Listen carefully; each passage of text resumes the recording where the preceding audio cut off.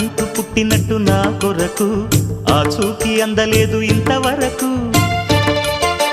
వచ్చింది గాని ఈడు ఒంటి వరకు వేధించలేదు నన్ను జంట కొరకు చూశాక ఒక్కసారి ఇంత వెలుగు నా వంక రాను అంది కంటి కునుకు ఈ అల్లరి గారడి నీ లీల అనుకోనా నీ పేరు ప్రేమ అవునా ఇవాళే నిన్ను పోల్చుకుందా